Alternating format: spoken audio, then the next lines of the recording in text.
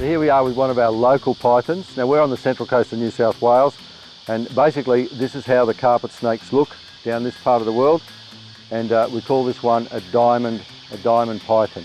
It's a non-venomous species, but that's not to say it doesn't have teeth. They've got about 80 teeth. They're very sharp, recurved, so it's basically like fish hooks, and when they strike at their prey, the fish hook teeth grab hold, they put a few coils around, and then they constrict them. On the sides of their mouths, it looks actually, if you look at the side of their face, it looks like you can see their teeth, but they're actually heat sensors.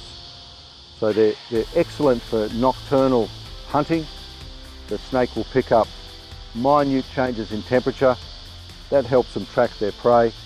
People are often asking me, you know, I've got a python in my backyard, or there's a python on my veranda, or I think there's a python living in my roof, should I be worried about it? And the answer from my perspective is no.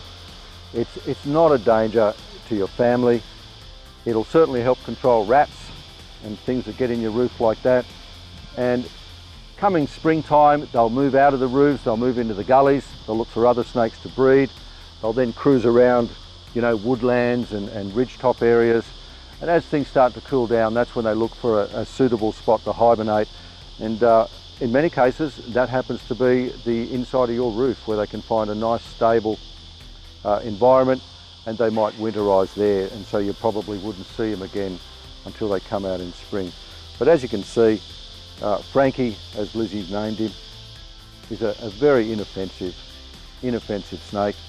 They're not known to be aggressive at all. And the diamond python is basically a black coloured snake with these beautiful diamond spots along the body, which gives it an extraordinary camouflage. So you imagine if you're looking into a bit of forest, or you're looking into some, you know, thick forest plants, and the light's all mosaic and broken up. In that environment, it's almost impossible to see these guys. They've got a very powerful grip too. I don't usually recommend, if you've got one with your kids and that, I don't recommend wrapping them around your neck. They're not going to try and strangle you, but they are going to try and hold on, and your neck's nice and warm, so they hold on to that and squeeze down on your arteries there. And that can cause people to lose consciousness. So when I display them, if we're going to take a photo with Lizzie, I might get him up here. We'll put him around your shoulders, and we're going to hold on to your armpit, because the snake likes somewhere to hold on to. And then you're going to put your hands forward and just support the snake. And bang, there's your perfect snake portrait.